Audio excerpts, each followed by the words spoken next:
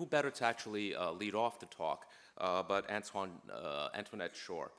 She is the chair of the finance group. I've had an opportunity to be working with her, for some time, given my role, and she's going to be giving you an overview of the financial, the fintech ecosystem on a broad scale. She'll discuss different types of applications, talk about the upside, the downside, the light and the dark involved in this area. Antoinette is a professor of finance at the Sloan School. She's an expert in corporate finance, in entrepreneurship, and organizational economics. Her research includes areas of venture capital, finance, corporate diversification, governance. What better person to start our conversation to give us a framework for how we should be thinking about fintech and what MIT is doing about it, but Antoine.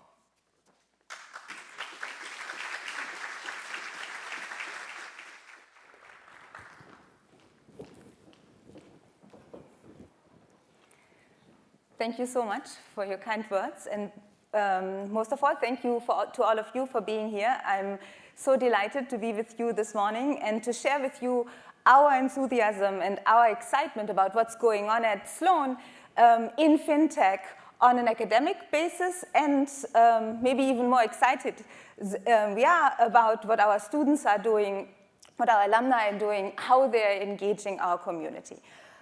So I have to figure out. How do I advance this? Here. Sorry. So what I wanted to do, as Arvin already said, I want to give you a high-level view of what's going on in finance and where fintech actually is changing the world, if you want. And as a good economist, I will obviously not have a crystal ball and not tell you where the future is going to go, but I'm going to give you a little bit of data that might be suggestive of what we might expect to happen in fintech and how it might change finance. So just to get us started off, I thought let us look at what, in a very historic broad picture, what has happened to the development of financial markets in the US. And if you look, Armin actually already alluded to it. It's not the case that finance only started growing or that there have been innovations in finance over the last 5 years. In fact, what you see is this is a graph of financial assets over GDP, the growth of financial assets relative to tangible or real asset. And you see that the real growth in the US started in the late 80s, accelerated first through the 90s, the 2000s, and obviously recently. So this is not the first period in the US where we've seen large growth in financial development and investments in new financial technologies. There is, however, and that's important to keep in mind, there has been a lot of debate recently about how that financial development has helped or hurt consumers, how it's changing the interface of the consumer with the financial industry. And in particular, right, there is some recent data that has suggested that actually while the financial sector was growing, maybe some of the cost benefit, or if you want, the price of financial services also grew.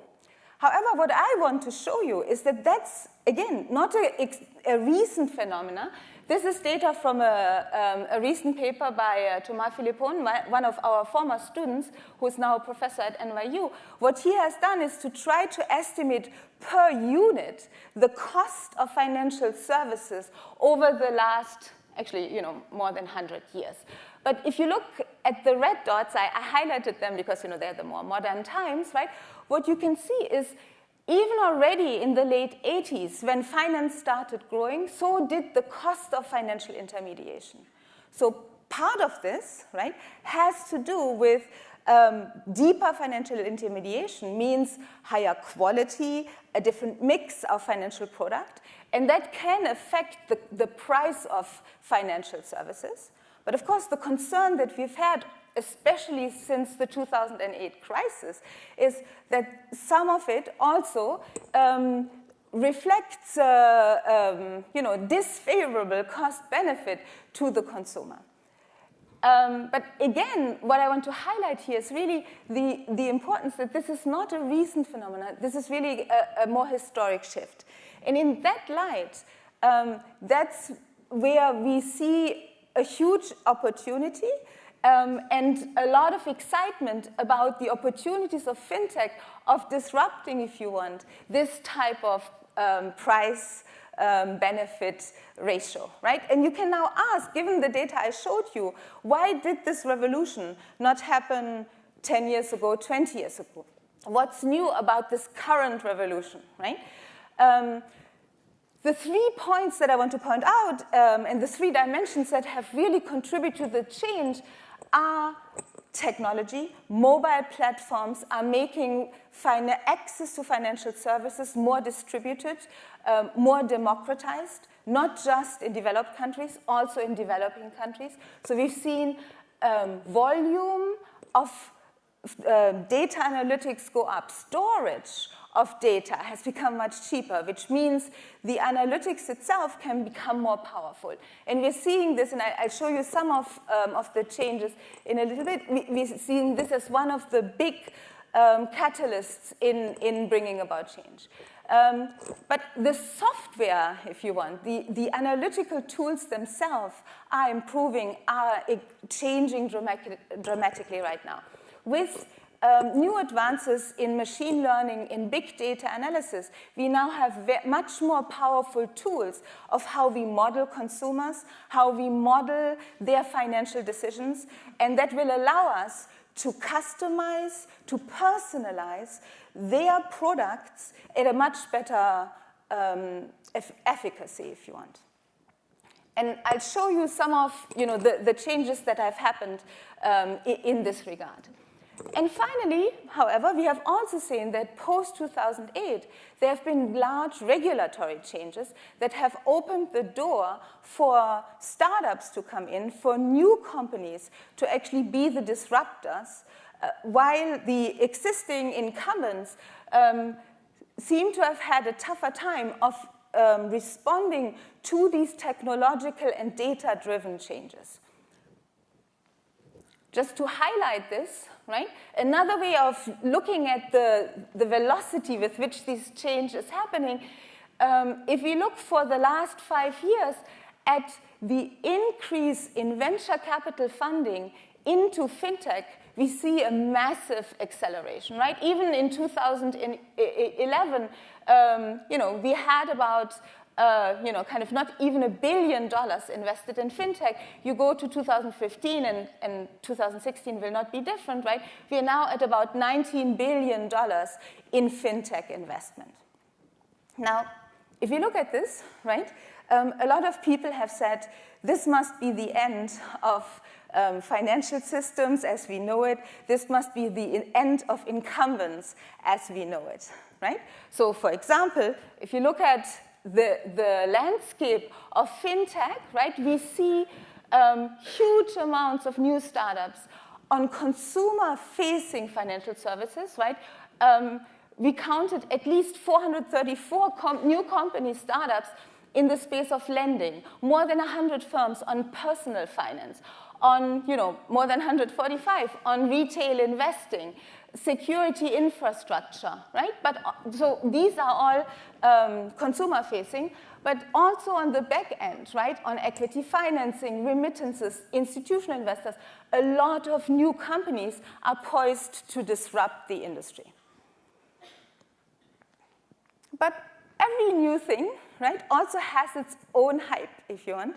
And the question now is it really the end of finance as we know it, or even the financial infrastructure, or will we see a much more organic growth of these new startups with incumbents? And there, let me skip ahead here, I wanted to show you where some of the most recent trends are going. So first, right, what we have seen is that, yes, there are lots of new startups, but when you look at where the money is going, we see that most of the funding actually is in the segment of consumer-facing startups, and in particular in payment and lending, right? So if you think about it, this is at the intersection of origination, using big data and new platforms for new origination at the consumer-facing end. And the question then becomes, are these standalone firms that will survive as standalone firms and revolutionize the industry, drive out existing incumbents, or might we actually see a more cooperative growth? Some data that I gleaned from existing sources such as, for example, Accenture, makes me believe that there is definitely scope for collaboration, not just for displacement. Because if you look at what has happened in the funding landscape, you see that, even just in 2014, the vast majority of the funding was competitive, meaning were investments that were done by financial investors who are starting firms to displace existing tasks and existing activities in incumbent firms. And only a small fraction of the capital was going to collaborative investments between established firms and new players. But look how this is shifting since 2015, and the data to 2016, even though we're not at the end of 2016, seem to suggest something similar, which is that much more of the funding is starting to be joined with incumbents. And incumbents are pouring much more data into this space in a collaborative way. Same thing is actually when you look at where a lot of the exit for startups in fintech are, a lot of them are with incumbents. Actually, starts feeling a little bit like 2000. Like most of you probably too young to remember 2000, 2001, right? But the truth is, if you remember in the tech revolution, we had a lot of the same hype. People saying that R&D in existing tech companies would end, and every new idea would come from startup firms, that incumbents' innovative potential was completely over. But then a lot of people at the time pointed out that the entire investment in the tech venture space in a given year is less than what IBM at that time invested in R&D in a year. And I wanted to show you a little bit of this is also true, when you think about fintech from a financial sector perspective. So if you look at the money pouring into fintech from financial investors, this is this little bit, right? This is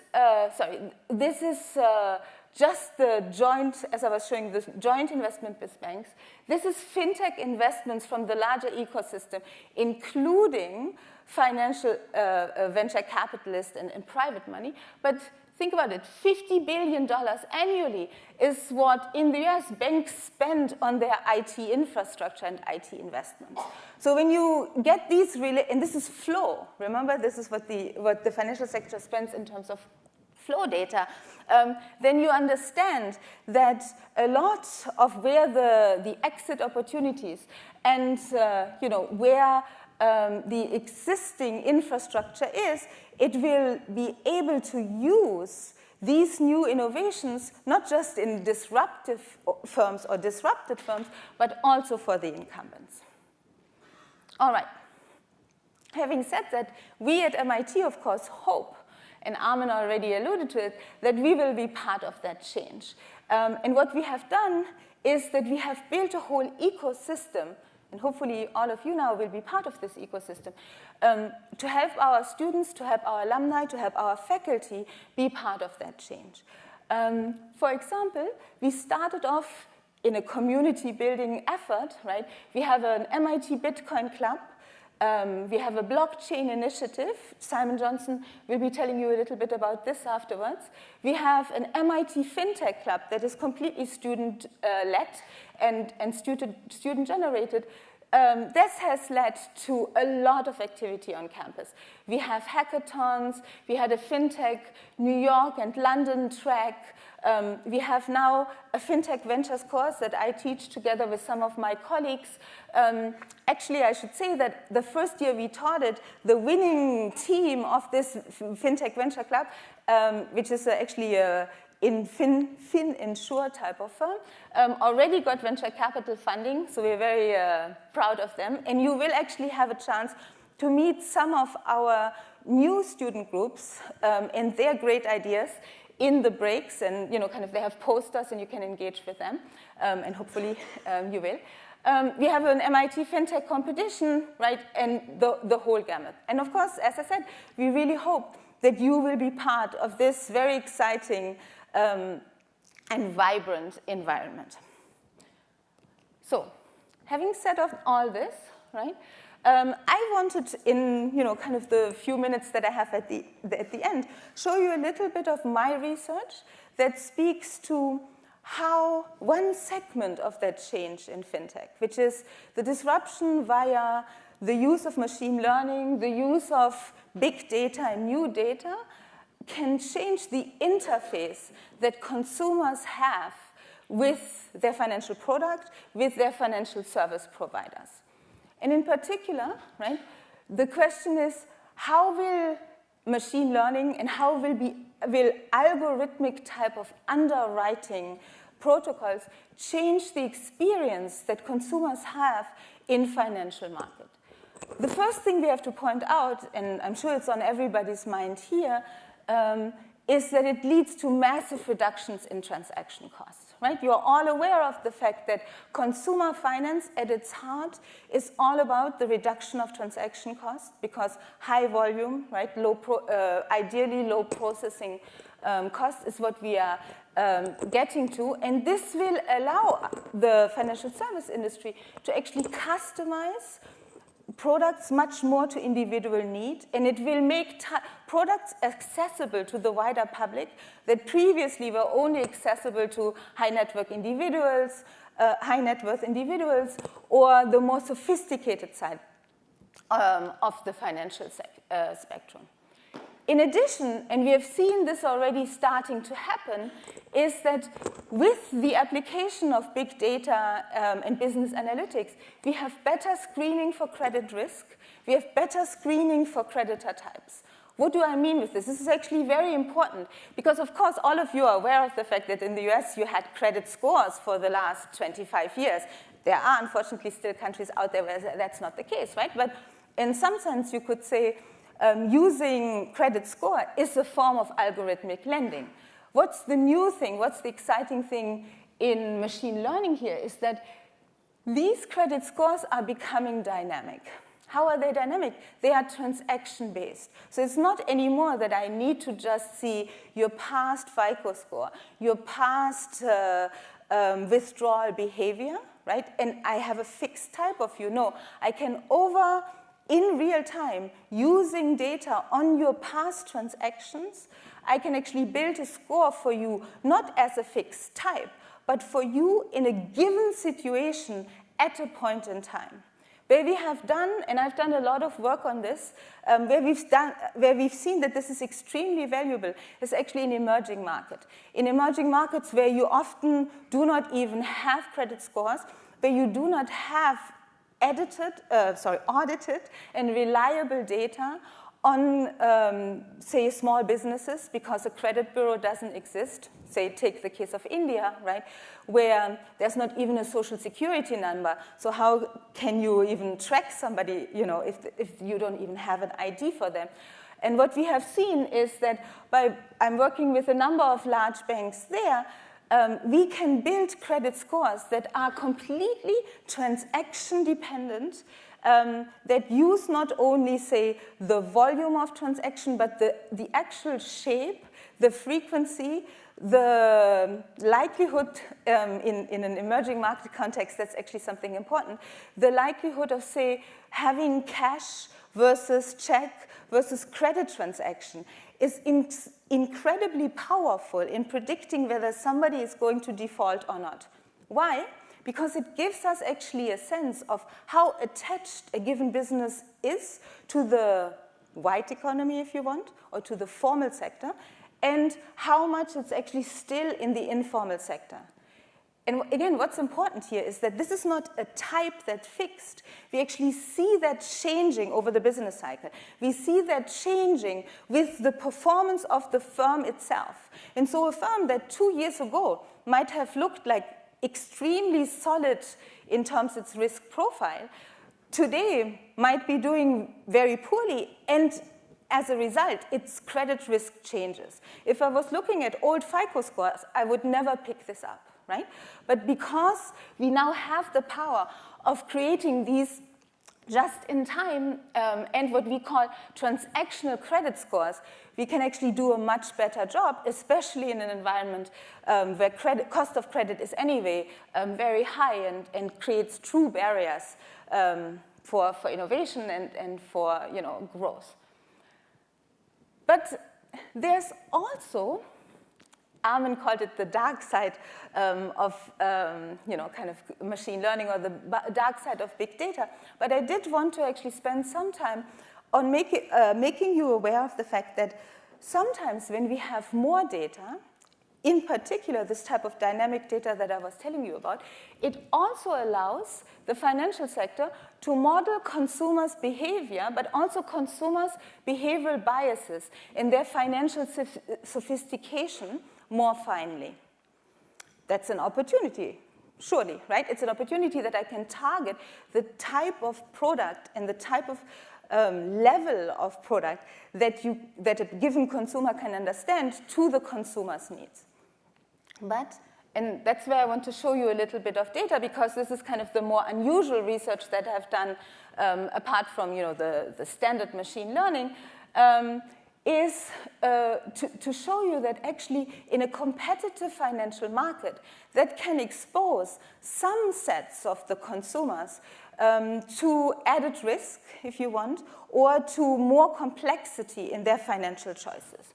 So, I'm sure lots of you are aware of behavioral economics, behavioral finance, and how it has changed the research world of finance. So I didn't want to give you a lecture on behavioral economics. I just wanted to remind you of two very prominent behavioral biases that people have, which you'll see in a second, play also a big role in some of the financial services that we're interested in particular credit cards.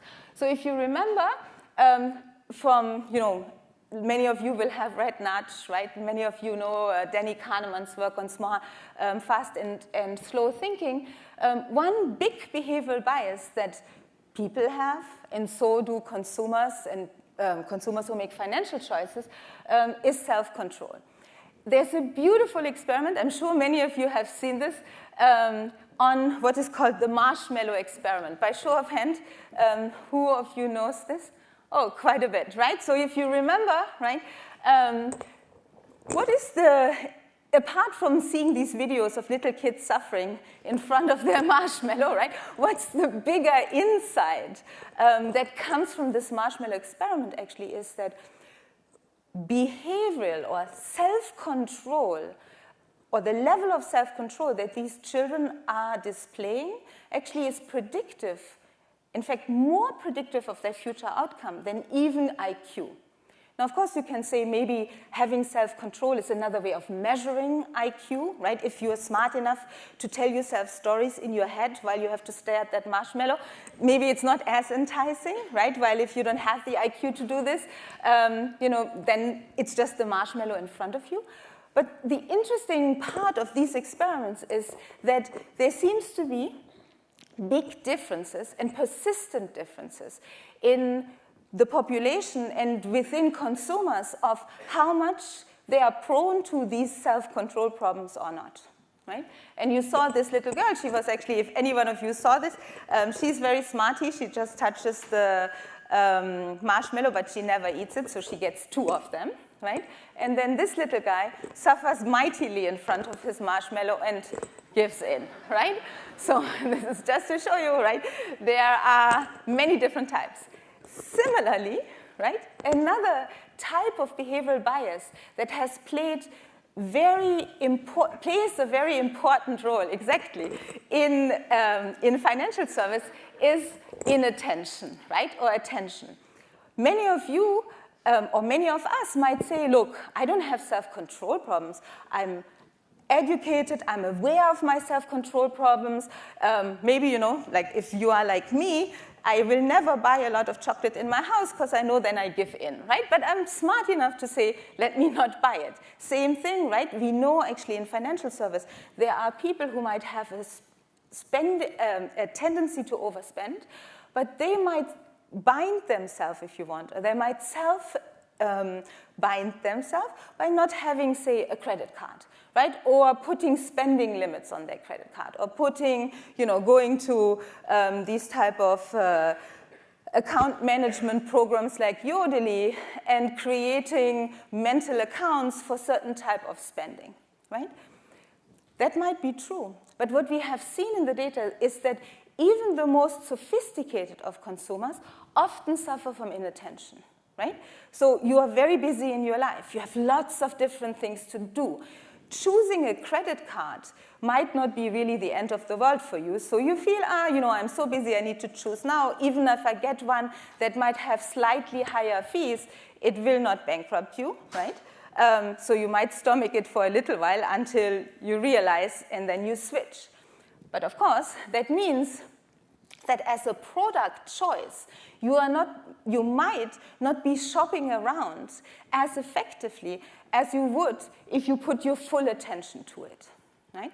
And so this is just to say that people across the sophistication space, the income space, can have behavioral biases that might then affect how they choose financial products. And over the last 10 years or so in finance, we have seen that that is true.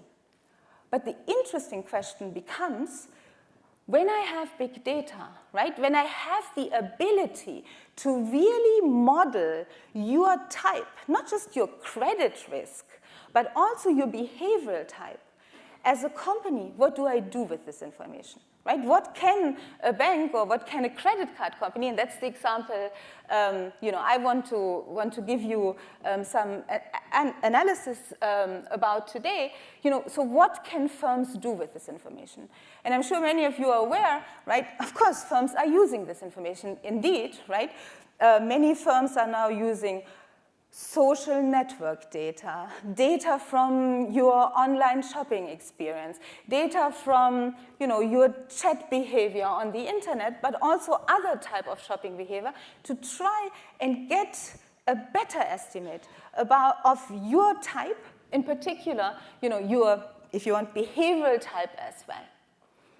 And what I'll show you now is some research that we have done on, especially in the credit card market, where it is actually easy to observe the type of offer structure that firms are offering their customers, because I'll show you, we have the data from online and also from mail offers that people are receiving. And what we can see is how credit card companies are targeting different customers with different products according to their financial sophistication.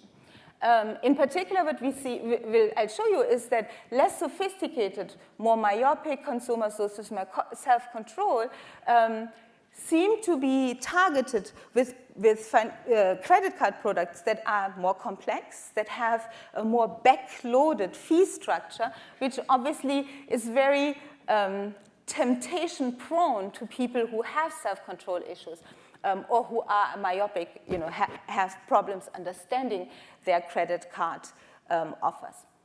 So as I was telling you, how come that in this particular industry, I have such a great view, if you want, of the full choice that consumers have when they choose between credit card, right? In many other financial service industries, we normally don't know exactly what the products are that you're choosing between, because maybe, most of them are intermediated.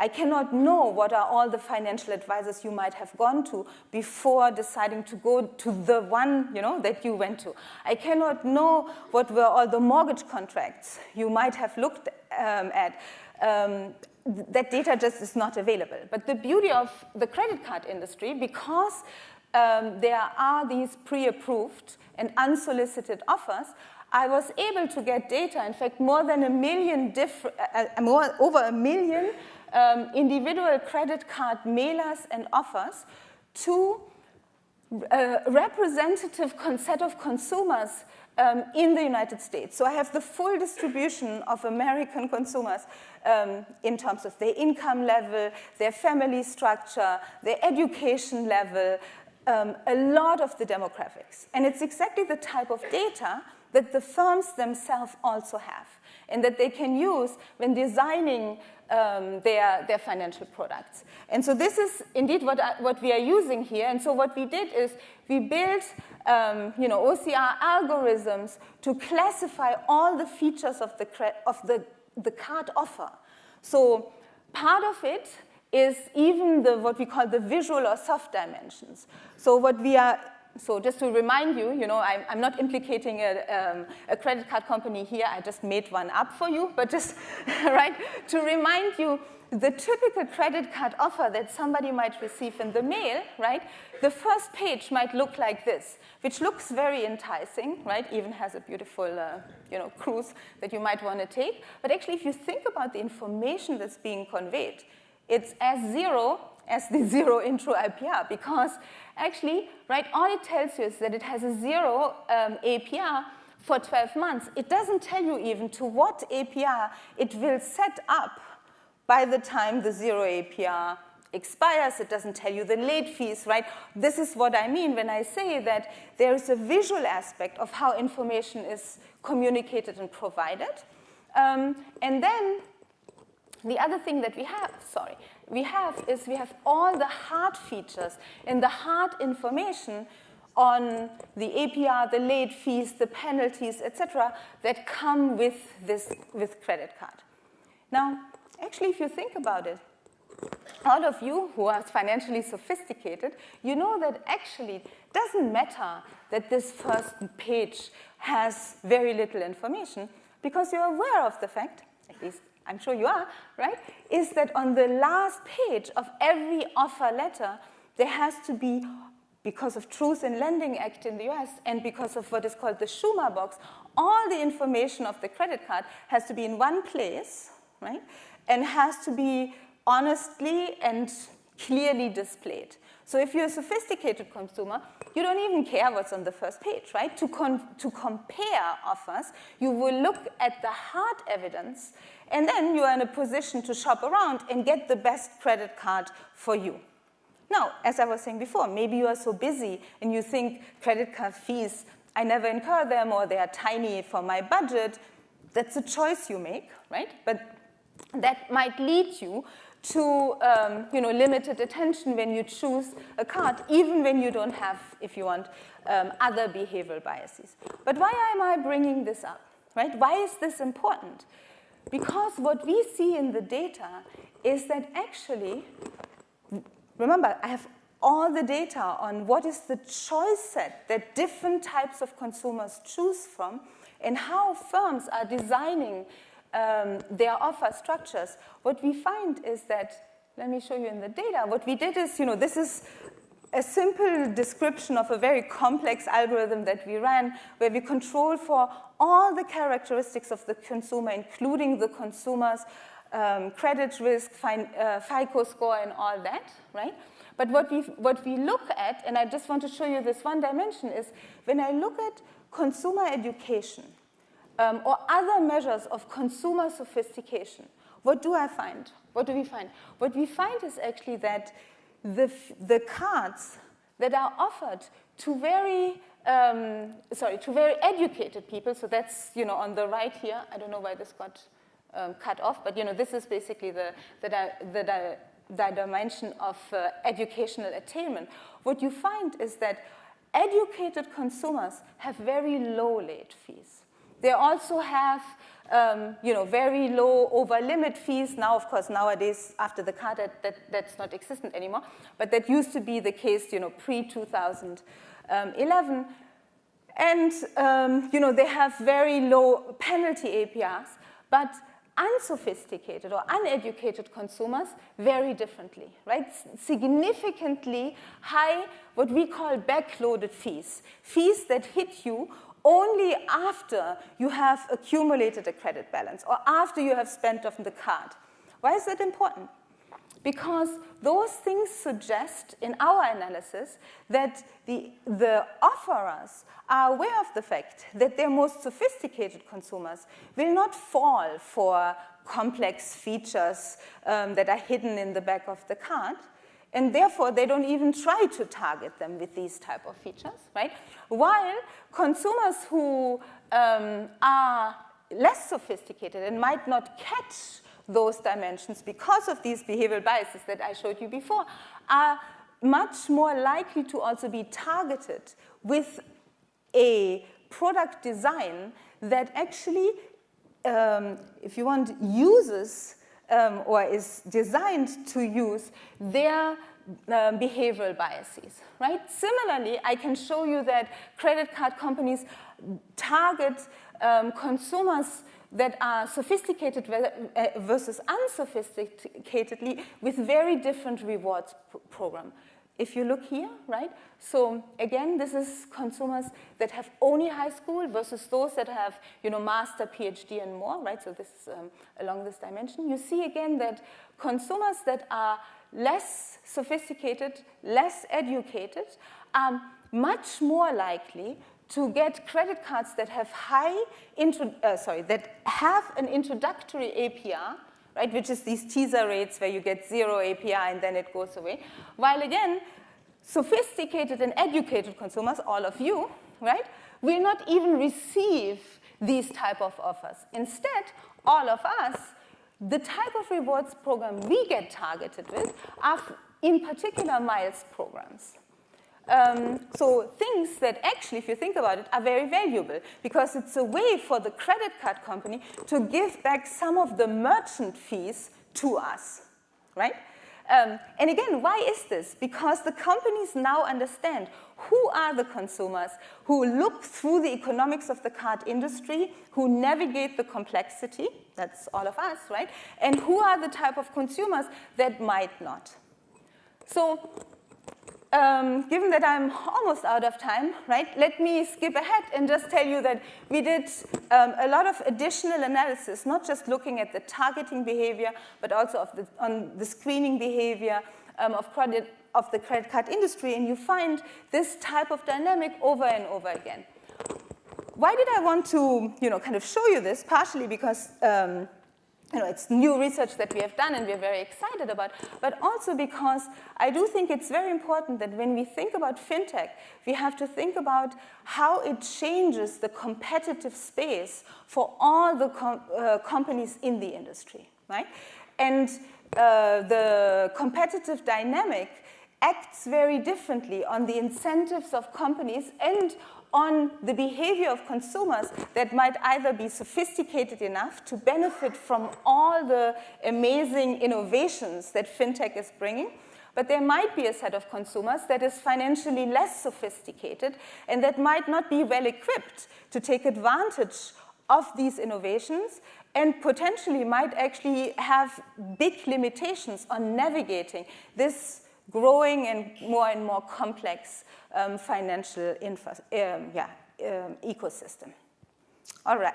Having said that, we have about 4 minutes for questions in case one of you wants to jump in here. Yeah. That was lovely.